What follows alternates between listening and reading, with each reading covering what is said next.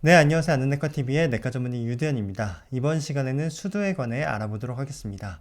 수두라는 병은 휴먼 헤르페스 바이러스 3라는 이 바이러스에 의해서 유발이 되는데 우리말로 수두 대상포진 바이러스라고도 부르고 있습니다.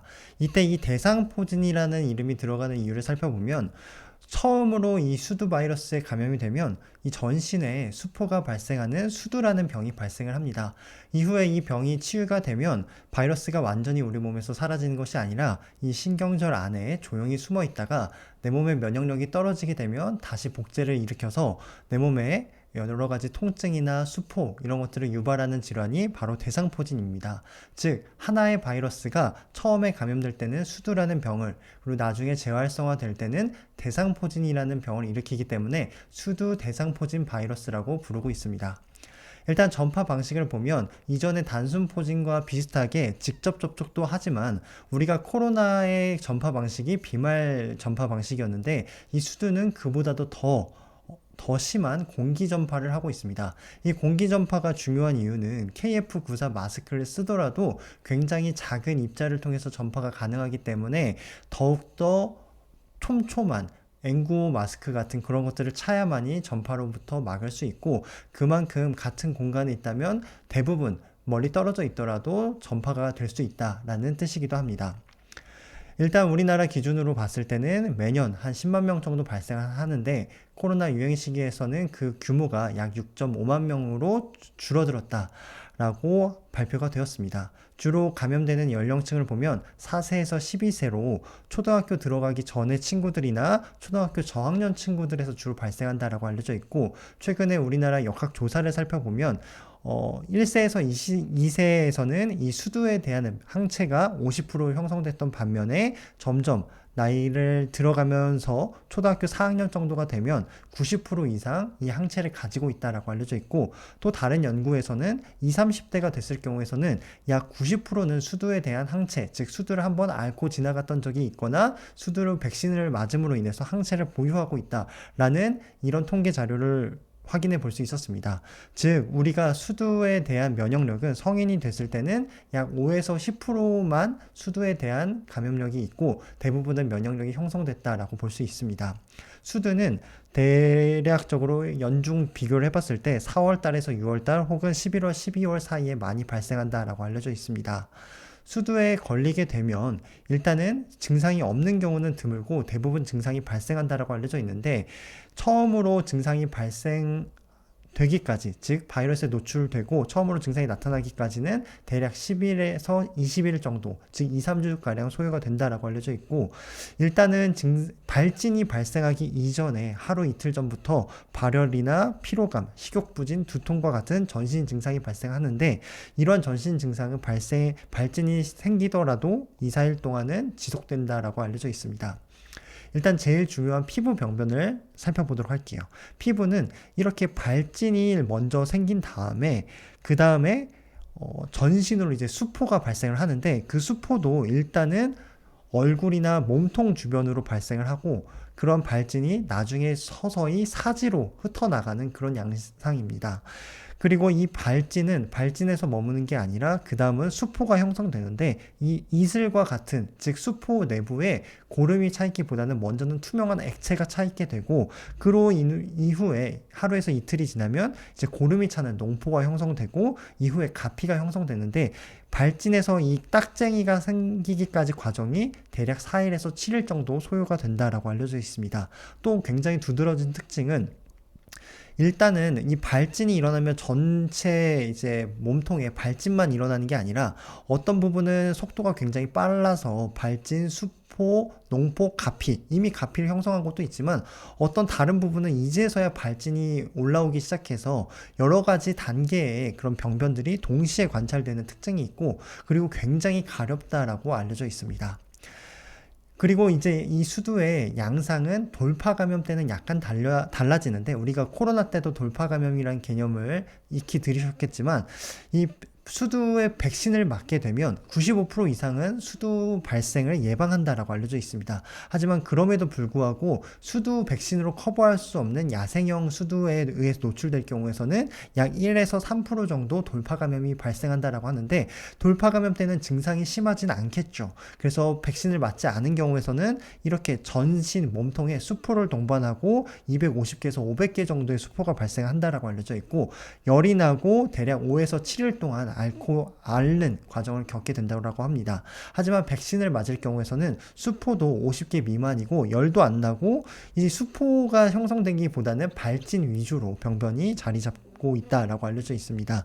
또한 발병 기간도 3일로 굉장히 짧게 앓고 지나간다라고 알려져 있는데, 그렇기 때문에 이 백신을 맞은 아이들이 많아짐에 따라서 이 수두 병변이 자칫하다가는 이 곤충 물린 흔적이나 혹은 이런 백선이나 옷, 독 같은 이런 피부 병변과 굉장히 헷갈린다라고 알려져 있습니다. 그래서 이런 것들은 자세하게 검사하기 위해서 필요하다면 이런 수포 병변을 통해서 우리가 PCR이나 이런 진단 검사에 도움을 받을 수도 있겠죠. 그리고 수두가 진행하는 양상은 소아 같은 면역력이 건강한 소아 같은 경우에서는 앞서 말씀드린 바와 같이 진행을 하지만, 이런 면역 결핍자나 항암 치료를 받고 있는 분들, 장기 이식 환자분들 같은 경우에서는 굉장히 여러 장기를 침범한다든지 심한 출혈을 동반한다든지 심각하게 올 수도 있다라고 알려져 있습니다. 또한 신생아에서도 산모가 출산 직전에 수두에 걸릴 경우에서는 이런 심하게 신생아에서도 수두를 앓고 지나갈 수 있다라고 알려져 있고, 또한 임신 1020주 이내에 수두에 걸렸을 경우에서도 태아에게 이 수두 바이러스가 전파돼서 사지 형성 부전증이나 신경계 이상, 눈 이상 같은 것들을 유발할 수 있다고도 알려져 있습니다. 수두에 걸리게 되면 소아 같은 경우에서는 대부분 크게 합병증을 남기지 않겠지만, 면역력이 떨어져 있는 친구들 같은 경우에서는 피부 관련 합병증이 발생한다고 알려져 있습니다.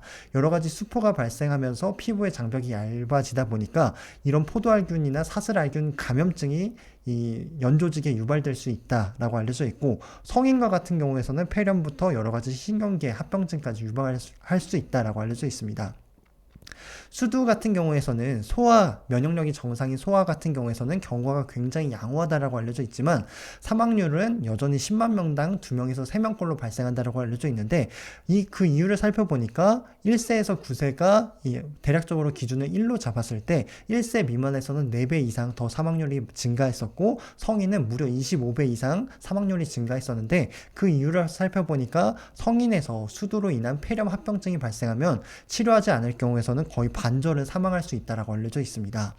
우리가 수두를 진단하기 위해서는 앞서 잠깐 설명드렸지만 임상 증상으로 진단하지만, 돌파 감염 같은 것들 때문에 애매한 경우에서는 이 PCR을 활용할 수 있고, 나머지 검사는 굉장히 부정확하다고 알려져 있습니다. 수두가 발생하면 이제 치료를 해야 되는데, 치료는 마찬가지로 바이러스를 완전히 없앨 수는 없기 때문에 임상 증상 합병증을 완화하고 경과를 단축시키기 위한 목적으로 치료를 하고 있습니다. 치료는 건강한 소아에서는 딱히 치료를 하지 않는데, 성인이나 증상이 심한 경우 면역 저하자분들께는 일단 치료를 권유하고 있습니다. 치료는 어떻게 하냐, 항바이러스제인데 아시클로비어나 발라시클로비어 같은 것들을 24시간 증상 발생 24시간 이내 투여해야 되고, 72시간 이후라면 효과가 없다라고 알려져 있습니다.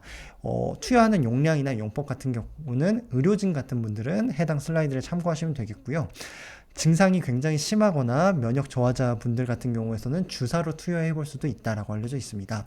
자, 그러면 이제 마지막으로 예방 측면을 살펴볼게요. 우리가 예방을 할 때는 일단 태어나자마자 접종하는 측면과 노출이 됐을 때 대처하는 측면으로서 고려할 부분이 있습니다.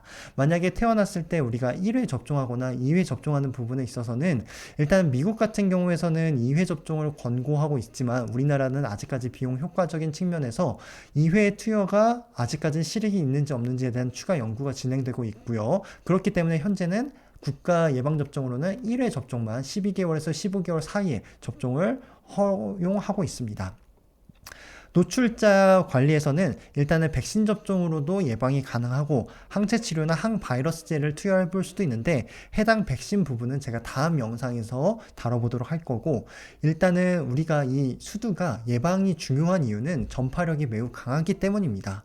가족 중에 만약에 수두에 대한 면역력이 없다라고 하면 약 전파 발병률이 되는 비율이 80% 이상이 된다라고 알려져 있고, 그렇기 때문에 예방이 중요한데요. 일단은 백신을 접종하는 측면도 있지만, 만약에 백신을 접종할 수 없는, 즉 수두 백신이 생백신이기 때문에 이런 생백신을 접종할 수 없는 상황에서 면역 결핍자나 암 환자나 임신부, 신생아 같은 경우에선 할 수 없을 경우에서는 이 항체 치료를 투여를 고려해 볼 수 있다라고 알려져 있습니다. 항체 치료는 노출 10일 이내에 투여를 하고, 해당 용량은 의료진 분들 같은 경우에는 슬라이드를 참고하시면 좋을 것 같고요.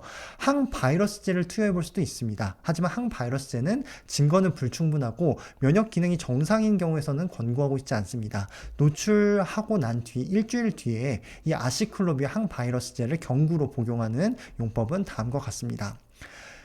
그리고 우리가 수도 환자가 발생하면 이 환자를 관리하는 것도 굉장히 중요합니다. 왜냐하면 발진이 발생하기 전 24시간, 48시간 전 혹은 발생하고 나서 가피가 생길 때까지 전파력이 계속 유지가 되기 때문인데요. 보통 발진 발생하고 3에서 7일 정도는 이 전파력이 있다라고 보고 있습니다.